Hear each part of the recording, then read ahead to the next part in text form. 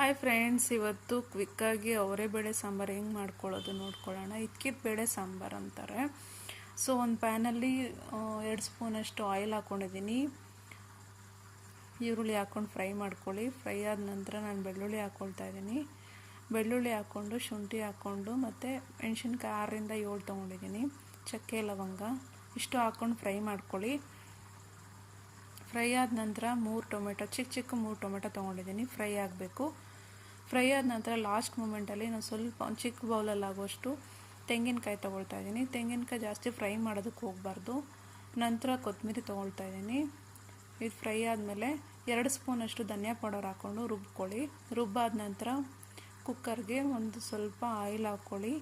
ಈರುಳ್ಳಿ ಕರಿಬೇವು ಹಾಕ್ಕೊಂಡು ಫ್ರೈ ಆದ ನಂತರ ನಾನು ಮಸಾಲೆ ಹಾಕ್ಕೊಂಡು ಫ್ರೈ ಮಾಡ್ಕೊಳ್ತಾ ಇದ್ದೀನಿ. ಫ್ರೈ ಆದ ನಂತರ ಚೆನ್ನಾಗಿ ಕುದಿಬೇಕು. ಅದೇ ಮೂಮೆಂಟಲ್ಲಿ 1 ಸ್ಪೂನಷ್ಟು ಚಿಲ್ಲಿ ಪೌಡರ್ ಹಾಕ್ಕೊಳ್ಳಿ. ಅವರೆಬೇಳೆ ಆಲೂಗಡ್ಡೆ 2 ಹಾಕ್ಕೊಂಡು ಚೆನ್ನಾಗಿ ಕುದಿಯೋದಕ್ಕೆ ಬಿಡಬೇಕು. ಸೊ ಅದೊಂದು ಕಡೆ ರೆಡಿ ಆಗಲಿ. ನಾನು ಒಂದು ಕಡೆ ಮುದ್ದೆ ಮಾಡ್ಕೊಳ್ತಾ ಇದ್ದೀನಿ.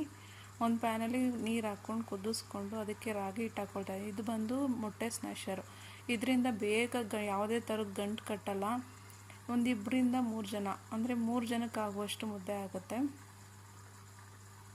3 ಮುದ್ದೆ ಮಾಡ್ಬೋದು. ಸೊ ಎಷ್ಟು ಕ್ವಿಕ್ಕಾಗಿ ಮಾಡ್ಕೋಬೋದು ಅಂದರೆ ಅಷ್ಟು ಬೇಗ ಆಗುತ್ತದು.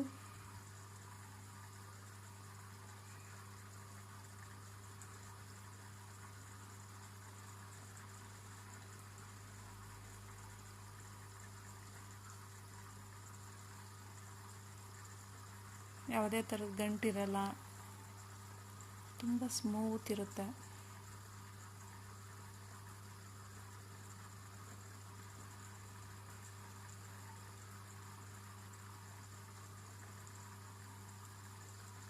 ನೋಡಿ ಎಷ್ಟು ಸ್ಮೂತ್ ಇದೆ ಅಂತ.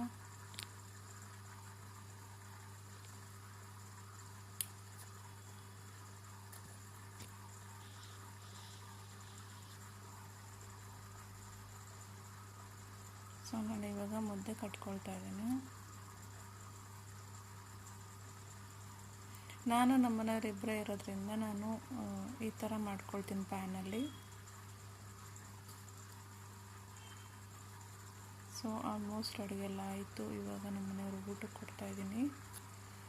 ಸೊ ನೀವು ಒಂದ್ಸರಿ ಟ್ರೈ ಮಾಡಿ, ಸಾಂಬಾರು ಚೆನ್ನಾಗಿರುತ್ತೆ. ಮುದ್ದೆ ಅಂತೂ ನಾನು ಇನ್ನೊಂದು ವಿಡಿಯೋ ಮಾಡಾಕ್ತೀನಿ ಹೇಗೆ ಮಾಡೋದು ಅಂತ. Okay, take care, share, comment.